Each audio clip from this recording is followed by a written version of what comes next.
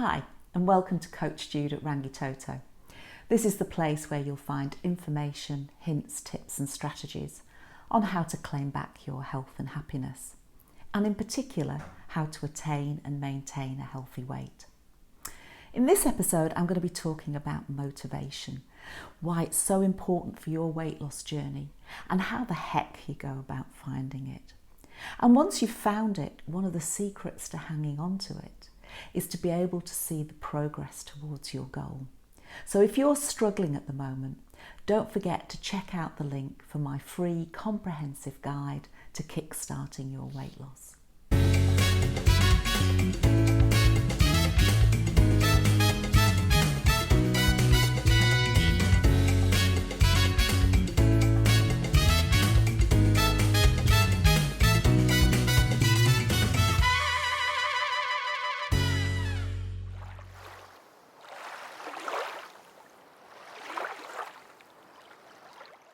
So finding your motivation is essential for any change process. Without it, you simply won't act.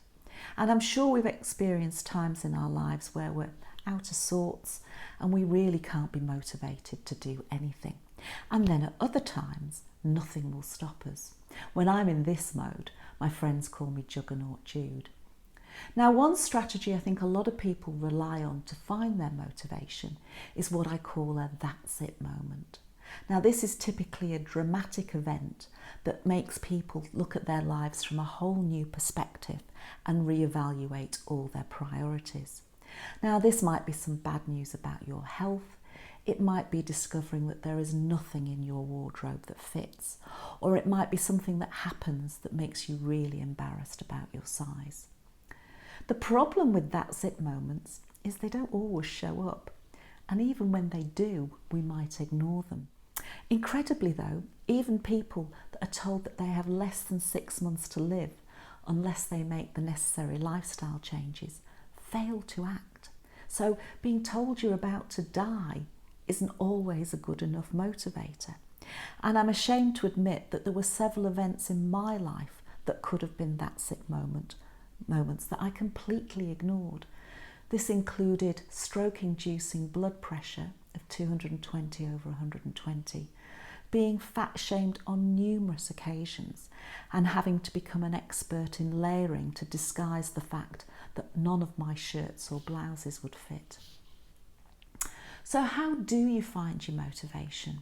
Well, you need to consider 3 questions. Can I do it? Will it work? And is it worth it? To be motivated, you need to be able to say yes to all 3. And it's important to realise that they all influence one another. So it's best to think of them collectively rather than in isolation. Because if you think it's not worth it, you won't want to do it. If you don't think you can, which was my problem, you won't even start. And if you don't think it will work, you won't put any effort into the process because you won't get the results that you want. And if you can't say yes to all these questions, how do you change a no into a yes? Well, I share some of my ideas in this episode, but I don't pretend to have all the answers. So if you've managed to change a no into a yes, please let me know how you did it. So let's consider the first question. Can I do it? To be able to answer this, you need to have a clear, unambiguous goal that describes exactly what it is you're wanting to achieve. Now, it doesn't matter particularly how you express this, but to be effective, you need to be able to measure whether your actions are taking you closer or further away from your goal. You might describe it in terms of a specific amount of weight to lose, or a dress size to attain, or maybe just an outfit that you want to fit into. It doesn't really matter as long as it accurately describes the place that you want to get to. Just thinking you want to lose weight often isn't enough. It needs to be more specific. And once you've got your goal, you need to be able to believe that you can achieve it. And this was my problem. I didn't think it was possible for anybody to lose £100, let alone keep it off. But nowadays there's plenty of role models on the internet. And in addition, the National Weight Control Register keeps track of people that have lost significant amounts of weight and kept it off. But knowing that something is possible and knowing that you can do it are two totally different things. And when you consider this question, there's actually two parts to it. Can I lose weight? And can I maintain my weight loss strategy for the long haul? I bet you're more certain about the first than the second. So what's the difference? Well, I think a lot of people believe that you need a lot of willpower to be able to maintain any weight loss strategy for any period of time. And certainly more willpower than you've got. But is this true? Aren't there times in your life when you've been able to do something that didn't require a lot of willpower? For example, if you're planning an exciting holiday or making sure you watch that new drama series on the television. No, when you want to do something, you really don't need a lot of willpower. But I think often what we actually want is to want to lose the weight. This is quite different and essentially could be rephrased as, I know I should, but I can't be bothered. So the key is really wanting to, and this is a function of the is it worth it question, which we'll get to later. So let's get back to this exciting holiday. And to turn this into a reality, you're likely to have to save up and make choices about how you spend your money to fund the trip. And if you're tempted to go over budget, you remind yourself of what's really important so that you stay on track. It's much the same with weight loss.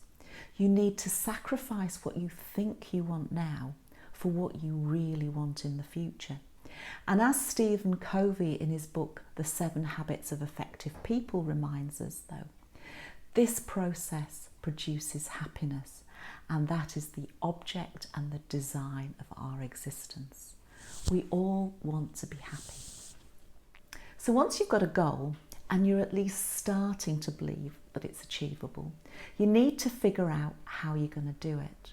Now this may be putting together an eating plan, it may be starting an exercise class at the gym, it may be learning how to cook so you can prepare healthy and delicious meals. Without a plan, you won't have a full understanding of how you're actually going to do this and be able to assess whether you can do it. I'd urge you to think really carefully about all the resources that you might need to do this, from money to time to gadgets like a fitness monitor, to support from family and friends or from other people who are also trying to do the same thing as you. And remember that a plan helps you break down the task into manageable chunks so that you don't get overwhelmed and you can focus on those first steps. And if you're really struggling to believe that you can lose all your excess weight, then what are you confident that you can actually lose? Maybe that's £5, maybe that's £10. And what I'm talking about is being confident enough to put money where your mouth is. This is the strategy that I used.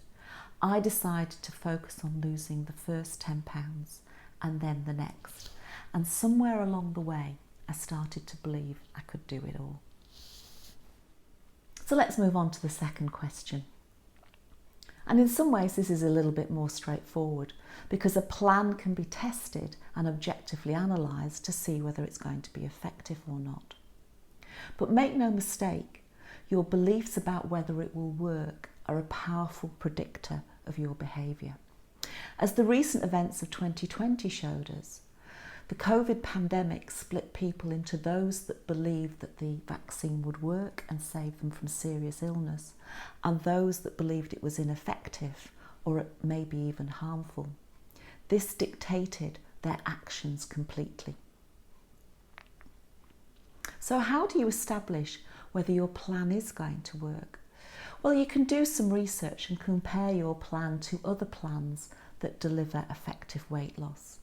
And the Best Weight Loss Diet page on the US News website has a panel of experts that regularly review a whole raft of diets to see how effective they are for healthy weight loss. I've included the link below. But there's an awful lot of commonality between plans, as I'm sure you're aware. They typically involve changing what you eat or how much you move. And the combination of the two is what evidence indicates is the best strategy for attaining and maintaining a lower weight. But don't forget, we're all unique, and how you'll respond to a specific plan and how somebody else will could be quite different. Also, what appeals to you will be different. So the best option is just to give it a go, to find out whether it works, whether it fits into your lifestyle and is ultimately sustainable. Because if the diet's too restrictive, you may be able to follow it for a while, but the ideal is that you can follow it for at least 80% of the time. And to be honest, this is why I created my own plan. I wanted to ensure that I could still enjoy all the foods that I loved. Yes, I had to adjust the amounts sometimes or the frequency with which I indulged, but essentially this stopped me feeling deprived. And I was really lucky. My plan worked straight out of the bag. But it's a good idea to have a backup plan just in case you don't get the results you're expecting, and that may stop you throwing the baby out with the bathwater. And it's also a good idea to keep a record of what you do and what changes you make. Then when you go back, you can figure out what is working and what isn't. So let's consider the last question. Is it worth it?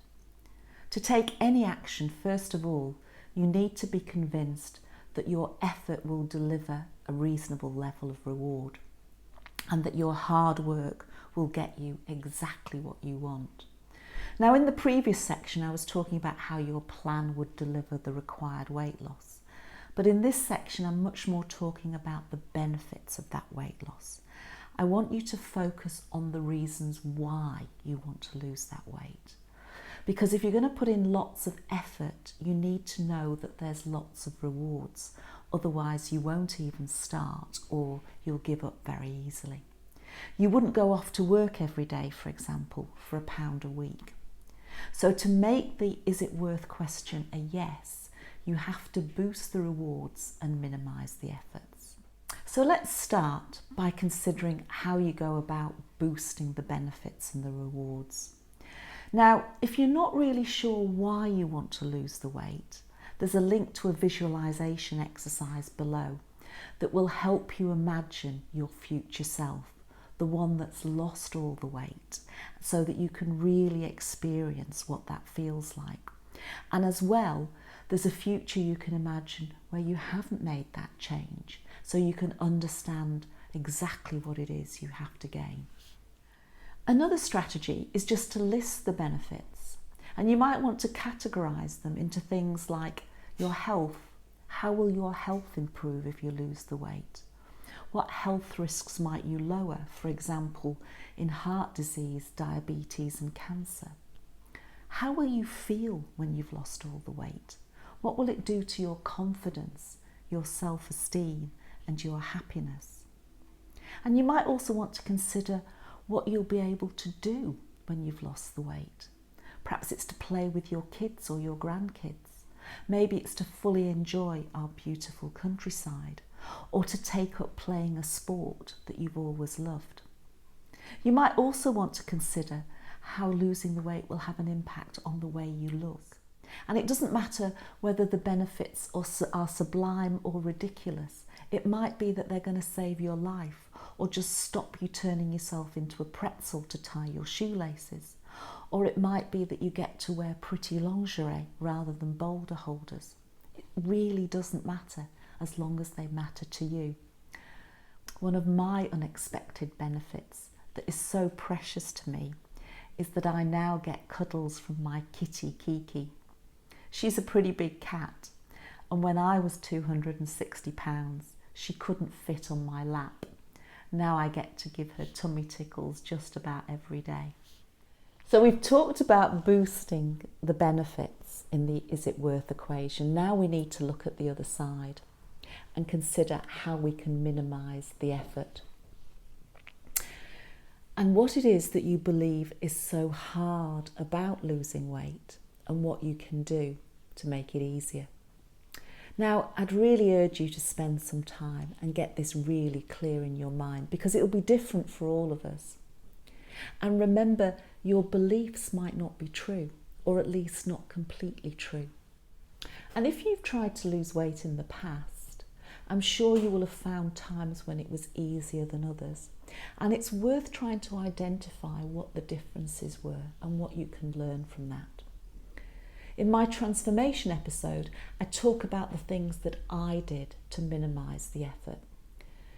This involved planning all my meals ahead, only eating foods that I loved, and using my fitness monitor to create a game so that I was competing with myself to see how many calories I could burn in a 24-hour period. I also created cooking with gas activities. This is where I was able to forward multiple goals with a single action. For example, going for a walk with friends. In this way, I was able to burn extra calories, exercise my jaw, and get to enjoy the beautiful countryside. I also used a coach to keep me accountable and to give me a different perspective when I got stuck. There are just loads and loads of creative ways that you can think of to minimise the effort. Another way of trying to find your motivation is a technique that I came across quite recently using photography. This got people to capture their motivation, inspiration and goals by either taking or finding a picture. Now, my current motto is I want to be thriving in my 90s. And I think this photo captures that idea beautifully. I just love the idea of waking up feeling like this little guy every single day. Phew, well, that was a bit of an epic, and if you're still with me, well done. To recap, if you want to find your motivation, then don't wait around for a that's it moment to show up. Instead, proactively say yes to, can I do it? Yes. Will it work? Yes. Is it worth it? Absolutely. Use whatever tools you can find to move any no to a yes, and not forgetting my free guide to kickstarting your weight loss journey linked below. As an aside, when I was researching this video, I came across a great way of describing the difference between education and training. Basically, would you want your kids to get sex education or sex training? Thank you, Scott Geller, for giving me a chuckle when I came across this. And with that thought, I'll leave you. I thank you so much for your time. I really do appreciate it. Don't forget to click if you like this episode and to subscribe. And don't forget to share all your progress, triumphs and insights. All the best. Until next time.